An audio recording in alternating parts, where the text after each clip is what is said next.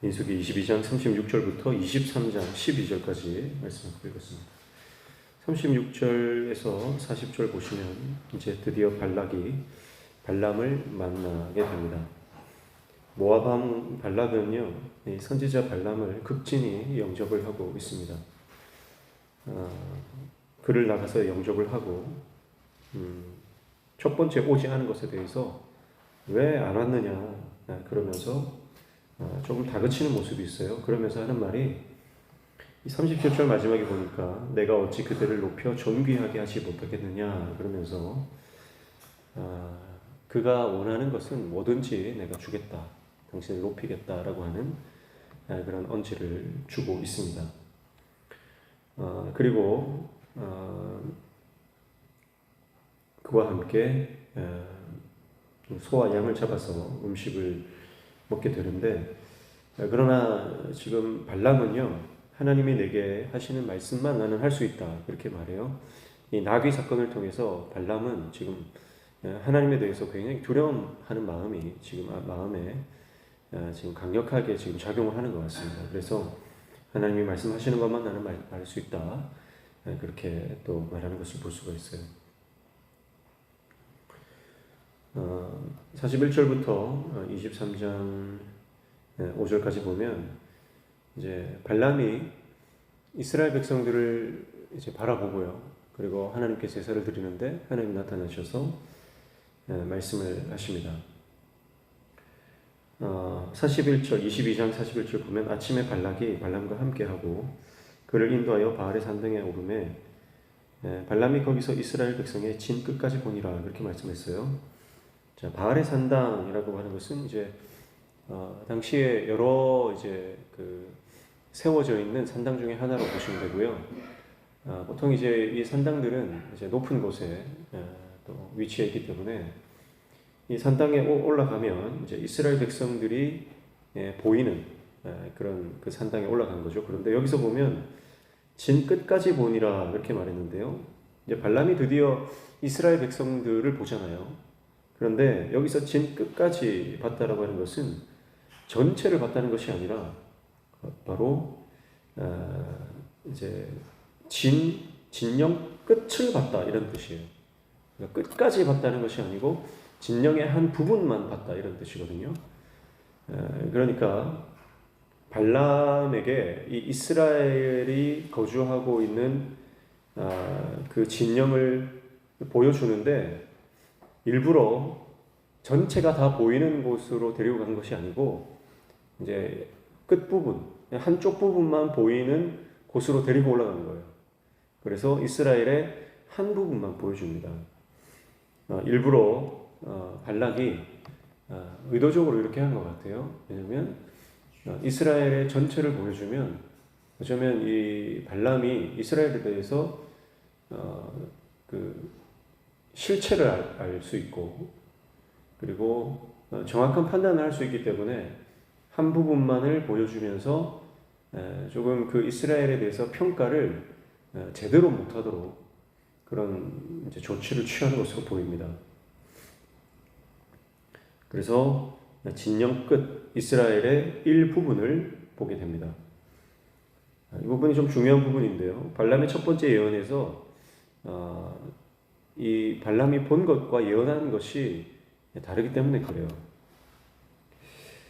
자, 이제 발람은요, 하나님을 만나기 위해서 7 제단을 쌓고 수송아지 7과 순양 7을 준비해서 드립니다. 자, 뭐 율법에는요, 이렇게 뭐 7을 드려라, 뭐 7 제단을 쌓아라 이런 게 전혀 없거든요. 발람은 이방 선지자로서 자기가 하는 방식으로 이방 제의에 속한 방식으로 하나님께 제사를 드리는 것을 볼 수가 있습니다. 자, 그러니까 하나님께서 발람에게 임하셔서 말씀을 하시는데 그것은 발람이 신령해서가 아닙니다.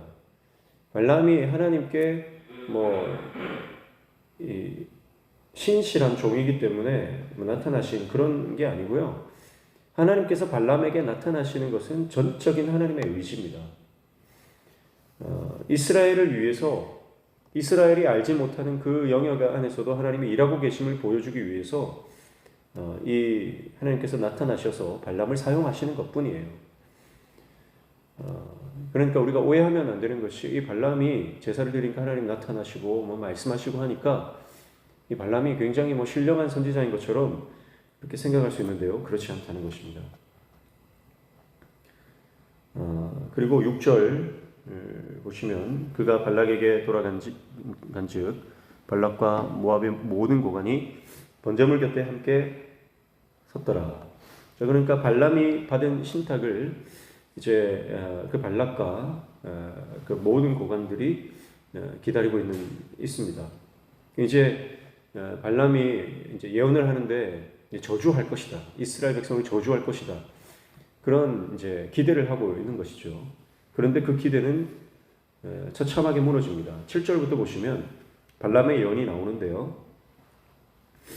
발람의 예언은 이렇습니다. 자, 이스라엘이 결코 여럿 중에 하나로 여기지지 않을 것이다. 그는 홀로 서게 될 것이다. 그렇게 말해요. 9절 보십시오. 내가 바위 위에서 그들을 보며 작은 산에서 그들을 바라보니 이 백성은 홀로 살 것이라 그를 여러 민족 중에 하나로 여기지 않으리로다. 그렇게 말씀했죠. 자, 홀로 살 것이다. 비교할 수 없는 존재가 된다는 뜻이에요. 다른 민족들과 이스라엘 백성들이 비교할 수 없는 그런 독특하고 그리고 하나님께서 사랑하시고 보호받는 그런 민족으로 살게 될 것이다 하는 것이고요. 여러 민족 중 하나로 여기지 않을 것이다. 또 마찬가지죠.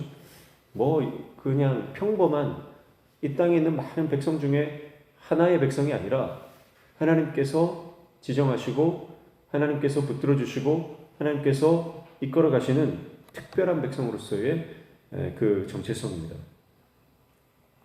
그리고 10절에 보면 야곱의 띠끌을 누가 능히 세며 이스라엘 4분의 1을 누가 능히 셀고 나는 의인의 죽음을 죽기 원하며 나는 종말이 그와 같기를 바라노라. 이렇게 말하죠. 자, 이스라엘은 셀 수 없을 정도로 무수한 숫자가 될 것이다. 그런 말이죠. 티끌을 누가 능히 세겠느냐. 이스라엘이 이와 같다는 거예요. 이스라엘을 셀 수가 없다. 자, 앞서서 발락은요, 의도적으로 발람에게 이스라엘 전체를 보여주지 않았습니다. 한쪽 진영만을 보여줬어요. 이스라엘 끄트머리만 보여줬어요. 그런데 발람은 정확하게 이스라엘이 이 땅의 티끌보다 많아질 것이다. 그렇게 예언을 하고 있습니다. 이 예언은 하나님께서 아브라함에게 주신 그 바다의 모래처럼 하늘의 별처럼 네 민족이 많아질 것이다라고 하는 것을 반영하고 있죠. 정확하게 예언을 합니다. 그리고 마지막에 나는 의인의 죽음을 죽기 원하며 나의 종말이 그와 같기를 바라노라 하면서 이스라엘이 하나님께서 의인으로 보시고 그리고 의인의 죽음을 맞이할 것인데 나도 그처럼 되기를 원한다라고 하면서 이스라엘을 부러워하는 그 말을 예언을 하는 것을 볼 수가 있습니다. 자, 뜻밖의 예언이죠. 발락의 입장에서는 전혀 기대하지 않았던 예언이 튀어나왔습니다. 그래서 발락이 따져 묻는 거예요. 11절 보십시오.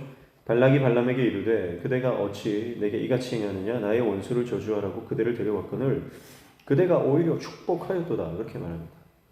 여러분 이게 하나님이 행하시는 일입니다. 악인들이 규합하고 잘못된 방법으로 의인들을 모함하고 모략하고 저주하려고 해도요 하나님이 막으시면 그들이 하나님의 종들을 해할 수 없다라고 하는 것입니다. 그래서 12절에 발람이 대답하여 이르되 여호와께서 내게 내 입에 주신 말씀을 내가 어찌 말하지 아니할 수 있으리이까. 이렇게 말씀하시죠. 여호와께서 내게 내 입에 주신 말씀. 여러분 이게 하나님의 보호하심과 역사입니다. 발락은 이스라엘을 저주하기 위해서 막대한 시간과 재물을 들였습니다. 메소포타미아 당대의 가장 유명한 선지자를 데려왔습니다. 그러나 정작 그가 이스라엘을 축복하고 있습니다. 여러분 하나님의 역사 앞에서 세상은 그저 당황할 뿐입니다. 우리 삶도 마찬가지예요. 여러분 사단은 끊임없이 우리를 정죄하고 우리를 비난하고 우리를 절망 가운데 빠뜨리려고 합니다. 그러나 죽음을 이기신 예수 그리스도 앞에서, 사망 권세를 이기신 예수 그리스도 앞에서 마귀는 그저 당황할 뿐입니다. 우리도 알지 못하는 사이에 졸지도 아니하시고 주무시지도 아니하시고 우리를 지키고 보호하시는, 알지 못하는 그 모든 영역 가운데서도 여전히 우리를 위해서 일하시는 하나님, 우리는 이 발람과 발락의 사건을 통해서 자기 백성을 위해서 끊임없이 일하시는 하나님을 보면서 지금도 하나님은 그렇게 우리를 지키고 보호하고 계심을 보게 됩니다. 굳이 이 발람과 발락의 사건을 성경에 실어놓은 이유가 뭘까요? 몰라도 되는 사건 아닙니까? 그러나 이 사건을 통해서 우리는 하나님이 어떻게 일하시는지, 이스라엘이 알지도 못하는 곳에서 하나님이 어떻게 이스라엘 백성들을 위한 복을 준비하고 계신지를 보게 되는 것입니다. 사랑하는 성도 여러분, 하나님은 오늘도 우리를 위해서 일하십니다. 우리 삶에도 여전히 역사하십니다. 그 주님을 신뢰하고 우리를 위해서 성실히 행하시는 그 하나님을 끝까지 믿고 나아가는 저와 여러분 되시기를 축복합니다. 그래서 하나님이 여전히 우리를 붙잡아 주시는 것, 그것 의지하여 오늘 하루도 하나님의 믿음의 길을 벗어나지 말고 오늘도 주님과 동행하는 복된 삶을 살아가는 저와 여러분 되시기를 주님의 이름으로 축복합니다. 기도하겠습니다. 하나님 아버지, 세상이 우리를 넘어뜨리고 세상이 우리를 절망 가운데로 빠뜨리려고 하고 원수 마귀 사단이 우리를 정죄하며 우리를 저주하려고 해도 예수 그리스도의 보혈이 우리를 지키시고 우리를 새롭게 하시고 우리를 믿음의 길로 끝까지 가게 하시는 줄로 믿습니다. 우리를 위해서 일하시는 하나님, 우리도 주님과 동행하며 하나님과 하나님 나라의 영광을 위해서 성실히 부지런히 주님의 사명 감당하는 하나님의 종되게 도와 주시옵소서. 오늘도 이 아침에 주님 앞에 나와 간구하며 기도하는 모든 제목들 들어 응답하여 주시며 우리 삶에 막혀진 문제들이 열려지는 공통의 은혜를 허락하여 주시옵소서. 예수님의 이름으로 기도하옵나이다. 아멘.